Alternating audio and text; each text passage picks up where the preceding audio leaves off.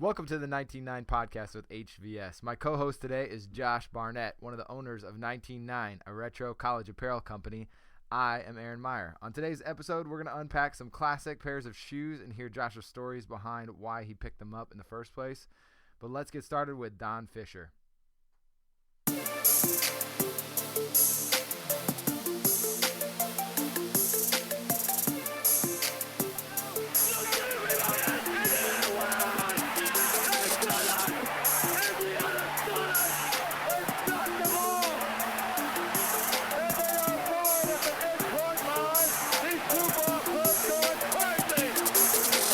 What's going on, Josh? What's up, sir? Not much, man. I am enjoying the sweaty evening here in southern Indiana and thinking about the draft that we did last week and just wondering what your thoughts are a couple weeks in. Well, number one, this weather sucks. I'm over it. I'm ready to move on. I need fall in my life. Summer has come and summer needs to go. The second thing is we've already done this podcast once, Meyer. You don't have to. What happened? Well, there's two things, full disclosure, why this thing is not playing on Monday and available to you guys. Number one, I drank a few too many beers before you got down to the studio. That improved the quality. On Friday. And it was a long week, man. It was a long week, and you took a little while to get down there. So, and I'm not a big drinker, but I probably had about 3 beers as I was waiting on you. Yeah. And I thought that the podcast got a little loose, and you know that because I was texting you nonstop after we wrapped everything. You were in full panic mode. Yeah, full panic mode because I hated how much I left out. I hated that I was loose with it. I hated that I felt like I just went on and on and on, kind of like I'm doing right now. Yeah. And so I was freaking out, and then you hit me with a text on, was it Sunday morning probably? Yeah, Sunday, because we've been moving our business. Turns out I don't know anything about recording audio. I just kind of fake it, and I recorded a stereo track of myself, so there was a sweet echo throughout the podcast. So we have one hour of talking about shoes, lost. We have 1 hour of kind of pretty buzzed Josh just talking, just in circles, lost. And I'm happy with both of those, man. What about EJ, though? That's the real loss. What's that? What about EJ? That's the real loss. Yeah, EJ's not lost. We'll loop EJ back in at some point to get his thoughts. But I was blown away that he had never had no idea who D Brown was. Oh, my gosh, I know. That was and that's related. You got to bring that up at the right time then, because that was an amazing moment. I feel like EJ in this is going to come across as our punching bag, and if it feels that way, it's because he actually is. We love EJ. I love that man. He is awesome, but he is also very easy to laugh at and laugh with. So I plan on doing that a lot. Definitely. He takes it in stride. Yeah, no, he's pretty good about it. So when we got together on Friday to record the podcast, the last one that we were coming off of was the college basketball 90s draft, and it seems like a while ago now because we had a few days, 4 or 5 days in between. But it legitimately affected my weekend thinking about Iverson not being picked in that 90s draft. And we talked a little bit about that when we did this pod the first time, and it led to some pretty good discussion. But I had a range of comments on our 99 social media, and I don't think we've ever even plugged our social media. But if you guys don't follow us, you can follow us at 99 on Instagram, where we're probably the most active. And then we're also at 99_threads on Twitter. And we're picking up a decent following on Twitter right now too. So we're starting to pump out more content on Twitter as well. So if you guys want to follow us, please do. And you can leave your comments to these blogs and podcasts and all the other stuff, 99 there. But I was getting like a range of emotions of people saying like, man, that's tough. How do you leave Iverson off? And then as I talked through with some of our followers, they were like, you know what? Like, no, I can see it, man, here. And then they would come up with their own list. Like, you can make an argument for all of these dudes. I'm like, yeah, like it's really tough to pick 20 players from the 90s, but still leaving Iverson off left a pretty bad taste in my mouth. So I do apologize for that. I felt bad too, but Iverson is such a specific player. I just think when you're building a team, you have to either go all in on Iverson and then decide what you want, or he just is a tough fit with a lot of other guys. Yeah, no doubt. And that was kind of him for his entire career, right? Like he was going to will you to win on his own like he did with the Sixers, or he was not going to mesh with the other pieces in place. So you literally had to build everything around him. And if you look at some of those guys that those Sixers put around him, there were not a lot of people that wanted to take shots on those teams. No, like Eric Snow, Aaron McKee, who would, lockdown defender, but would hit a three. Mutombo was not an offensive player, defensive center. George Lynch, all those guys, so on and so forth. So, it was tough within the grand scheme of building a team, but how do you leave possibly the most iconic player of the 90s off of both teams? Question mark. I had him actually as my second pick, but I think, too, the weird thing about a draft is that it becomes a bit of a chess match, too. And so you went with a big guy, which I did not expect. I definitely was ready for a guard coming first, and then you went the complete opposite direction. And not just with your first pick, with, like, your first 4 picks. So I was totally thrown off, and I had to, like, counter and move some people around. And I think that's how Iverson got out of my starting 5. And then he really doesn't make sense off the bench. So once we got into the bench guys, I was like, I just didn't know where to slot him in. Well, at that point, you were filling needs, right? You were filling the holes that you didn't have. But I think people do forget, too, that Iverson was 2-time Defensive Player of the Year in the Big East, too. Like, I mean, incredible. That dude was freaking incredible. But for those of you that want to be clued in on what we are talking about, if you missed the last podcast, it was our 1990s college basketball draft where we went through and picked 10 players each, and we tried to keep them to the center, 2 forward, 2 guard lineup. We got some more guards in there, I think, at some point. But if you want to listen to that, it is available right under this podcast too, and you'll get to hear me playing chess and Meyer playing checkers. Oh, all right. You just wait till we do the 2000s draft. You just conceded that when you said all my picks were throwing you for a loop. But no, it was fun. There were good teams, good players picked. We had a lot of fun with it. So be sure you check that out.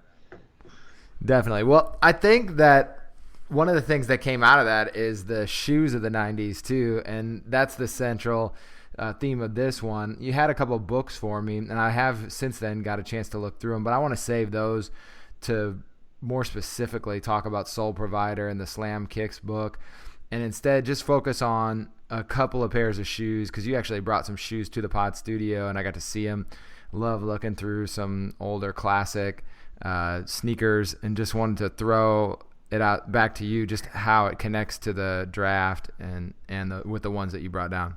Yeah, so I think that's where we got a little bit loose. We maybe tried to do a little bit too much with too little time. And so my thought was, as the beer left my system and my head started to clear a little bit, that we could do this and break this down and just do like 2 pairs per segment and just call it like the shoes that we love, and just kind of go back and hit on all those. It was fun being in the studio and kind of having a third of my shoe collection in there to kind of go back and look and pull out, and it was fun to bounce them off our millennial buddy EJ, who had his own thoughts and own stuff, and just seeing his reaction that was off mic was kind of fun in and of itself. So there was another dynamic there. But yeah, I mean, I think the shoes has always been a part of the basketball culture, and it's always been a part of like me as a basketball player. And shoes are something that can last far beyond your playing days. They're very stylish, obviously. They're mainstream now, and it's really just like its own. It has like its own black market basically now. That's how big shoes have gotten. So they've gotten intense.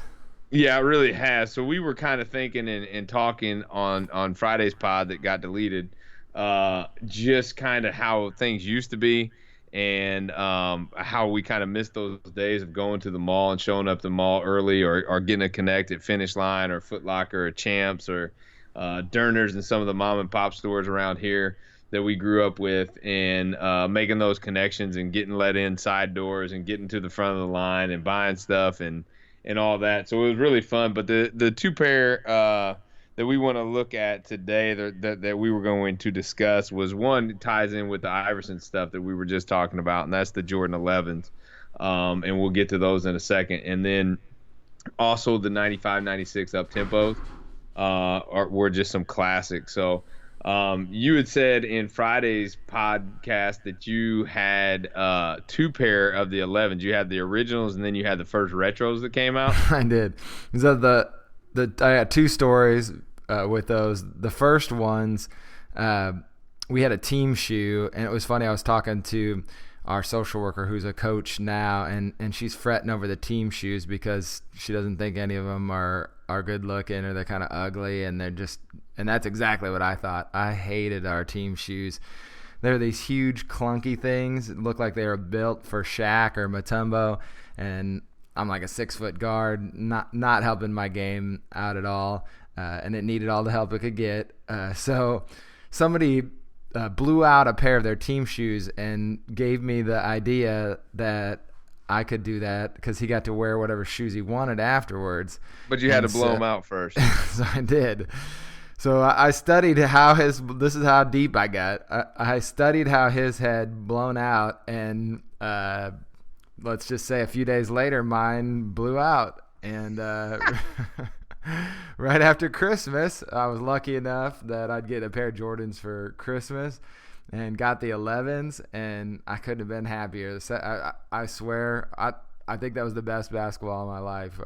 Put those on after Christmas. Couldn't miss a shot. It felt like it. So who went and got them for you for Christmas? Like your mom? We Dad? rolled into the mall. Like there was a mall in Maryville, which is towards Chicago, and we just went in, and I tried them on in the store and walked out with them. And yeah, so that tells you how far back in the day this was, right? Because that's no doubt. That's just impossible to do these days with something like the Concord 11s. Oh, yeah. Even the Space Jam 11s that came out a couple years ago, that there were supposedly rumored 1 million pairs. They rumored that they sold 1 million pairs. People were still going to the mall and striking out on those. Now, a lot of people ate too. Yeah. But it wasn't like it was just plentiful, and they sure as shit weren't hanging around on the shelves 2-3 months after. Yeah. But I think young heads too don't understand that when retros first came out, because your second pair was retroed around 2000, 2001, somewhere in that range, and that's when retros first. Yeah, that's when retros first came out, and the retros sat. So when they first retroed the 1s and the 3s, I believe, and then the 11s. And it didn't really gain that much traction. And I remember my brother-in-law Dave worked at Foot Locker around that time, and he was getting I think he still has a pair of the 3s. I mean, they're starting to crumble now because they're so old. But the black cement 3s, and I think he told me he got them for like $65 or something. With his. Wow. They were on sale. They were on sale, and then he used his Foot Locker employee discount and knocked it all the way down to $65. Jeez. I remember going into Derners, and I don't know what year it was, but it was mid 2000s. I went into Derners to look at some Jordan 19 lows that I wanted, and when I walked in there, they had on the shelf the Olympic 7s. Remember with the 9 on there? Oh yeah, I love those. I still have that pair. I still have that pair of Olympic 7s, and the receipt is faded as hell on it right now because they're so old. But I went in there, and they were on sale for $68. Oh my gosh! And was able to, and I'm like, how many pairs y'all have of these? And they're like, well, we only have 1 pair left. And I said, well, what size is it? They said 10. I said, I don't even need to see them. Just box them up. Let's go. Like $68. Yes, Done. sir. I will take that all day. But Yeah, so then it's funny that the retros kind of sat because they really did start to take off then, mid 2000s or so they started to gain Well, traction. the 2001, the 11s, to get those, I remember I had to have kind of a game plan because I had gotten the retro 4s and driven down from West Lafayette, where I went to school my freshman year. I went to Purdue, which is maybe where my hate for Purdue stems from. Wasn't the best first year of school, but I drove with a buddy down to Lafayette Square, I think, in Indianapolis, and we thought there was going to be the jungle, baby. rush. Yeah, we thought there was going to be a mad rush for those 4s. We're like, this is incredible. I can't believe these shoes are coming out. We drove down there, showed up before the mall opened. The doors open. We jogged down to the Foot Locker, got there, and we were the only ones there. The Foot Locker guy was staring at us like, "What is wrong with you? And what do you want?" different time, but that was the 99. Time. That was the most fun to be a sneakerhead because, I mean, around 99 I think is when Nike Talk came out. I've been a member on Nike Talk since then, and that's really where you went to get your shoe news and stuff. Yeah. Or you get like East Bays, right? I mean, everybody got the East Bay magazines and catalogs, and you could order stuff off of that. Or you had your mom and pop hookup, that was local too. So my story with those 2000 or 2001, whatever that era was of the retro 11s, is my sister got them for my brother-in-law Dave. He was just her boyfriend at the time, and they got delivered to my parents' house. She called Nike Town in Chicago, I think. And that's you used to do phone orders too. Remember that? You could call and do phone orders. And I think some places still accept phone orders, but that's kind of a thing of the past now too. But those things, I was just in high school. And so that wouldn't have been 2000, 2001 that I was in high school. Maybe it was a year before that, like 98, 99, something like that. I can't remember. Anyways, I'm pretty sure I was still in high school because I was at my parents' house, and that's where the shoes got delivered. Well, they got delivered in like late November or something, and they got to my parents' house, and so I used to just unbox those things because Jamie and Dave were both at IU at that time. I would unbox those shits and wear them around the house. God. I was a nervous wreck. That's heresy. There was like a couple times. I don't even know if Dave knows this. I don't know if I ever told him. But he does listen to the podcast, so we'll find out. But there was legitimately 2 times where I had them on my feet to like go out in them, and I was too nervous. I didn't pull the trigger because I loved choice. Definitely would have stepped in a dog a pile. But then I remember thinking, like, man, if these things ever come out again, I will move Earth to grab me a pair. Like they stuck in my mind that much. But what was crazy was when they came out in 96, there was really only one dude at Wright, my high school, that had them. And it was my buddy Nick Pruden. He had sent his mom to the mall to get them. But I just don't remember the hype around them that much in 96. But I do and I don't. Like, do you remember the old Nike ad for it that just had the shoe with the white background and then the 1-800 number for it? You remember how Nike used to do those ads? I mean, those things were so clean and so crisp. Jordan's ads were always good, though. And I mean, Jordan was my guy. Not like he wasn't everyone else's, but being that close to Chicago, it was like elemental if you're going to be a basketball player or love basketball at that time. Right, and I remember the shoes because I remember him wearing them in the playoffs when he came back. In that Magic series that they got beat in his first return, that first half season or whatever it was that he played. And I remember him breaking them out in that series and wearing them. But I guess I just don't remember the hype, or maybe they just weren't on my radar at that time to possibly buy. I do remember like the patent leather being revolutionary and people being really down the middle on one side or the other. Not many people like in the gray area. You either loved that patent leather or you hated it. And then you remember just the rush of patent leather stuff that came out after that on shoes. Like every shoe after that had to have patent leather on somewhere on there. So that was a wild shoe. So my Jordan 11 story was like I told you, if they ever were going to come back out, I was going to get them. And so we had just had Isabella, our first kid, and they came out in 2009, 2010, somewhere in that range. And Bella was a baby, and my wife Amy had to work the next morning. But you could go to Got Soul in Broad Ripple in Indianapolis, where I was living at the time. R.I.P. to Got Soul. It just closed its doors maybe a month or so ago, a couple months ago, whatever. A lot of good times there. A lot of shoes purchased there too, as you can imagine.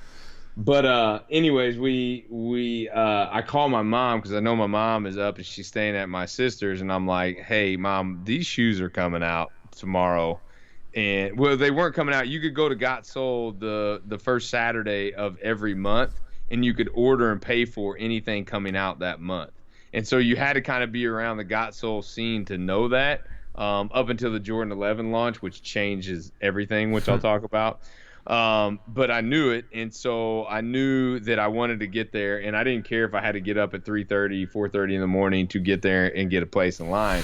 And so I called my mom, and my mom, being the saint that she is, she said that she would wake up at 3:30 and come over to the house and then go back to sleep and just wait for Bella to wake up, who was a newborn at the time. Oh my God. Or she was definitely under 1 at the time. She might not have been like a newborn. And so anyways, I wasn't feeling very good. I had a cold, woke up, walked in, hazy minded into the bathroom, was brushing my teeth, looked in the mirror and realized I was brushing my teeth with my wife's toothbrush and not mine, which is disgusting in its own right.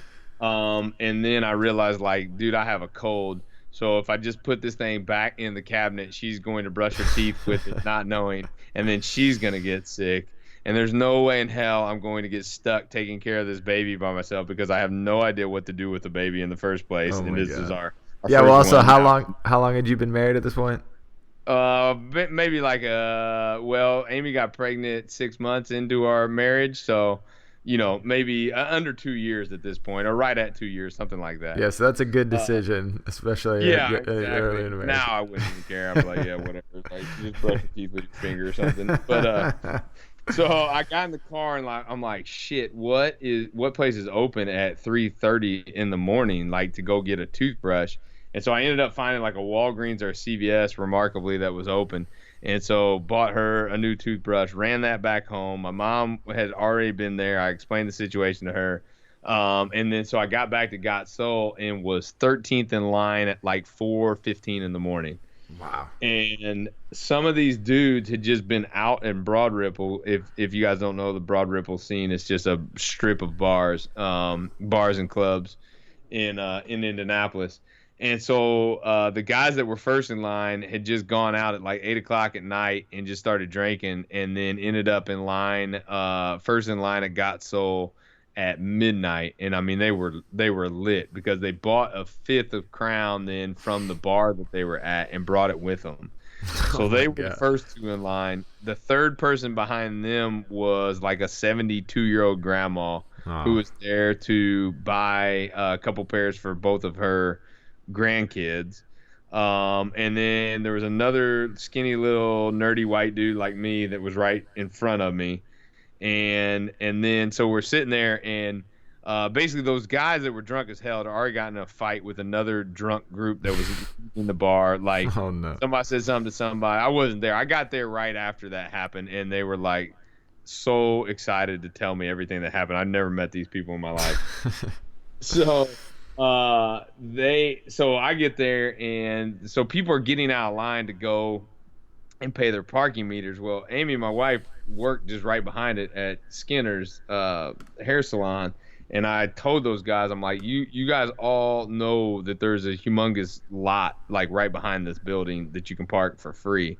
And that's when I like entered celebrity status in that, because people didn't have to pay, and Clutch. People who didn't have to like leave the line to go pay, at the wrong time or something. So there was only 13 people at that time.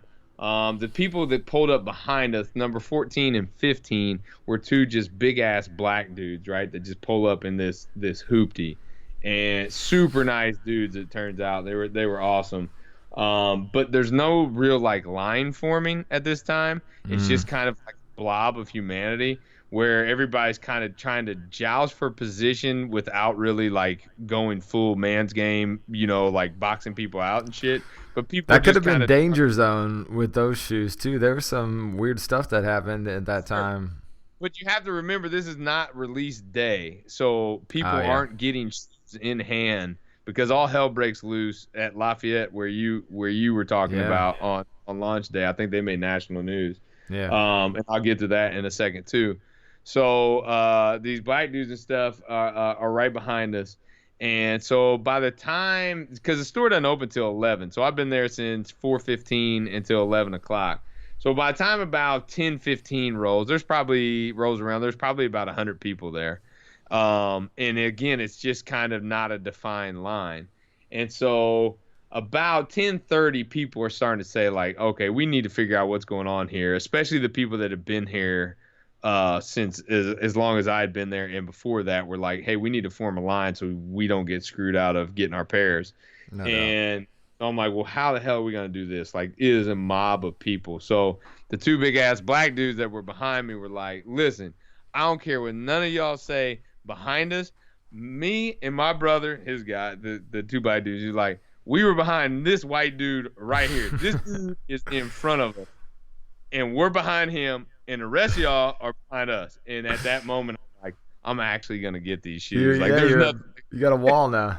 There's nothing that can stop me from getting these shoes now. So anyways, Mike, who owned Got Soul around 11:15, they were just laying in bed. He told me later, him and his wife were just laying in bed. They had no idea that any of that stuff was happening outside.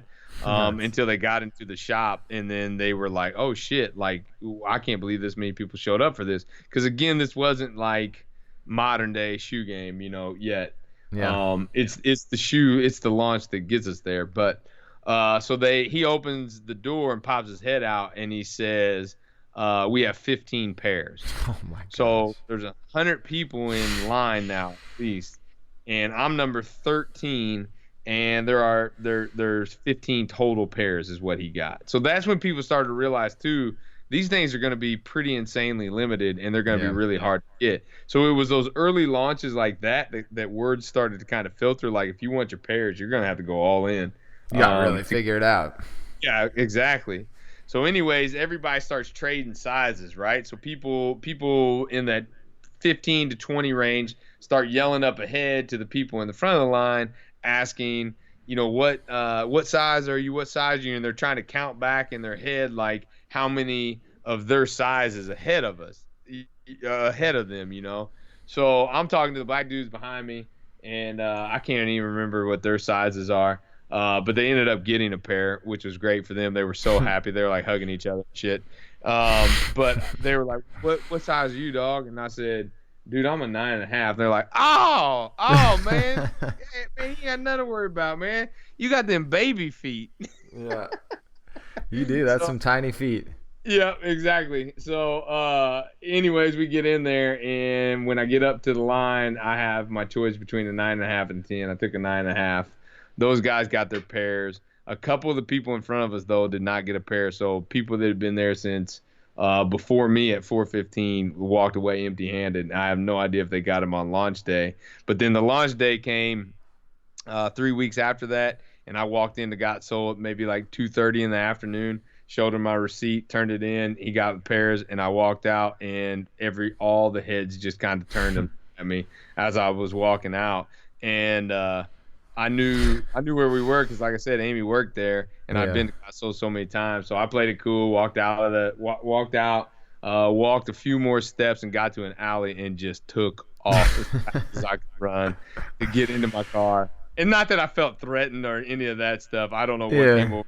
It was just like, secure the bag. You know like what I mean? Like a mix of excitement and that little tinge of like, ooh, I've got something that no one else has. Didn't pull the bag, didn't anything until I got like into the depths of my basement. All doors locked, and I pulled them out. And oh, that's a fun feeling. So fired up.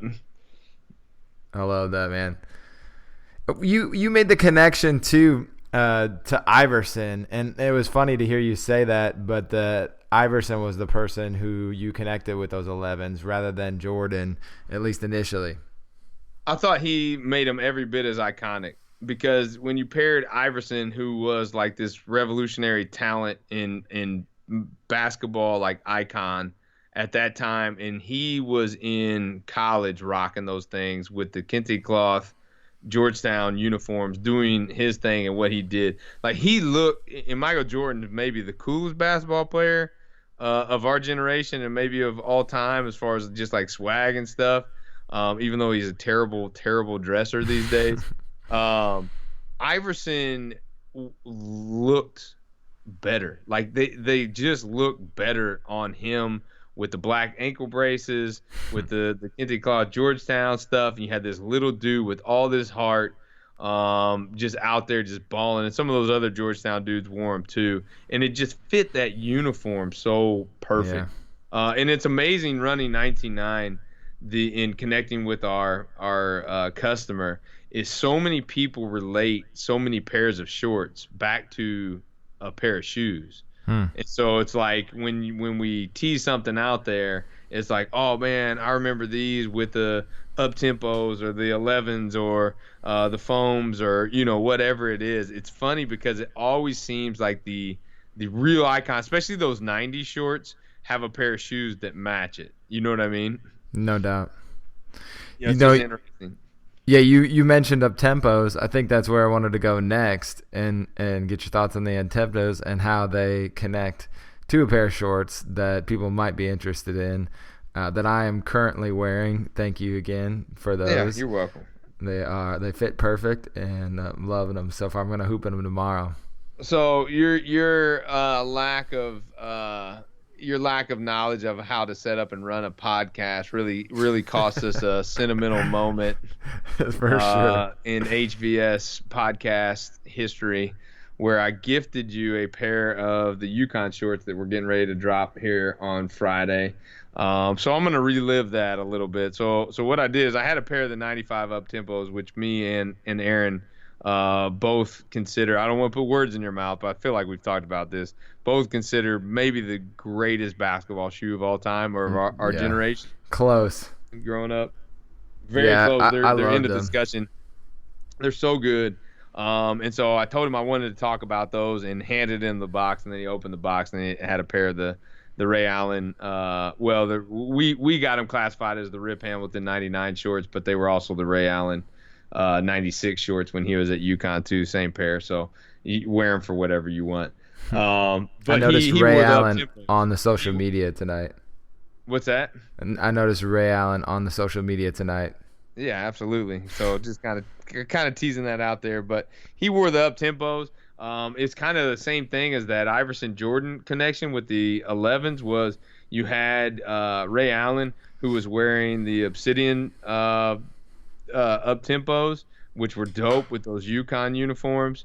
They were so good. He also wore the Concord one up tempos too, but the Navy ones really were like fire with those uniforms and that color combination. And then you had Scottie Pippen wearing them for the Bulls, and so you had kind of the same, not to the level of Jordan and Iverson, obviously with the 11s, but you had that same thing. And if you remember that 96 Final Four. It was Syracuse, Mississippi State, and then you had Kentucky. I think Kentucky was a Converse school at that time. Yeah, I think so. And then you had UMass. So you had Camby that was wearing the up tempos, John Wallace who was wearing the up tempos, Dante Jones and Eric Dampier from Mississippi State that were wearing the up tempos, and then you had Ray Allen and UConn who were number 1 seed in that tournament and wearing the up tempos. Like those shoes took over a NCAA tournament like no other shoe that I can remember, as far as being a signature shoe, team shoes obviously, but this shoe was like beyond that to me. And I can't remember a shoe dominating a tournament like that and helping be a part of so much of the tourney story. Maybe your favorite, the Mike Bibby led Foamposite team there. That's the only one that jumps into my head. Yeah, though. But that wasn't every team. That was just right. Arizona. So Arizona was like the main ones wearing those, and there was only 2 dudes on that team, I think, maybe 3 that wore them. Simon didn't wear them. No. It was only Dickerson, Bibby. Right? It was Bibby and Terry, Jason Terry, I'm pretty sure. Oh, maybe. were the only two that were wearing them. So I'm talking about that just spread throughout the course of all the different schools. I like similar to what the Dunks did in the 80s, right? So with the UNLV and St. John's and Kentucky and Villanova, like all of those schools were known for wearing those Nike "Stay True to Your Colors" Dunks. That's how these up tempos were, but they were like the upgraded version of that, and they happened in the 90s when we were coming up, and we loved the 90s. So they have a special place in my heart. And their ad was dope too. It was save the earth one quart at a time with the little droplets of the bottom and stuff. Like, it's just dope, man. Like Nike was on top of their shit in the 90s. No doubt. I feel like they just had so much innovation combined with style, and that's the hardest thing to capture, right? Is like doing something cool that is something you can play in too. Because I think that sometimes now there's tons of technology and stuff that makes for a great basketball sneaker, but not necessarily one you want to rock on the weekend. Right. Those shoes are kind of bricks though now, to be honest with you. Oh yeah, for sure. But they're also 20 some years old, you know? Yeah, exactly. The silhouette is so dope on them, but it's not, it's also like not, it doesn't lend itself to wearing it with jeans and shit. And people might disagree with me. I'm solely speaking on my style. Like, I have a pair, I've had a pair forever. I've worn them maybe 4 times because I find them so hard to wear, but I still love them to death. But then if I go and I play basketball, I have probably 35 pairs that are more comfortable and better performing now in the 20 years since those launches. Yeah. That I don't like. I'm working with enough disadvantage at 39 years old. I don't need to add another one, self-inflicted one to me. But I think it's like what's his name? PJ Tucker can play in like any shoe, but that's great. If you're an old man, you definitely need to be considering your footwear and whether it may lead to an ACL tear. You know what? And I would be remiss if I didn't mention the Cincinnati Bearcats of '96. Damon Flint and those guys wearing. They wore those too. The Pippin up tempos. Yeah. With the goat shorts, my goat shorts that I picked in the shorts draft. Those Cincinnati '96 shorts were so dope. And then you paired the up tempos with them. Oh my God!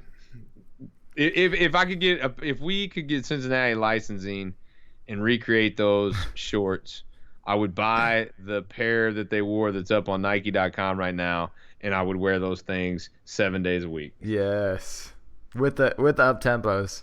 So please, if Cincinnati licensing is listening to this, hold me to my word. You're sending it to them. Licensing. That's right. So yeah, man. So those are the two. I know that the Jordan 11 was a layup, and I know that it's kind of lame for us to go that way, but we kind of have to start there if we're going into the shoe category, and we'll work our way down. There's going to be some more controversial picks and some picks that maybe people don't agree with or didn't have the same love for, but that's what it's all about. That's the discussion that we want to start and stuff. So we'll revisit a couple more pairs at some point. Here coming up, and we'll just kind of sprinkle that in from time to time and tell some stories with it and kind of go from there. Yeah, the key for me on those is the consensus, right? Consensus can be boring if it's just like, yep, those are good. But those are shoes that seem like everybody, if you've been around for long enough, and even if you haven't, there's something about them. There's a story that you have that connects you to them, or you just want to be part of the larger conversation in the story. And to do that, you need a pair that makes them interesting. Absolutely.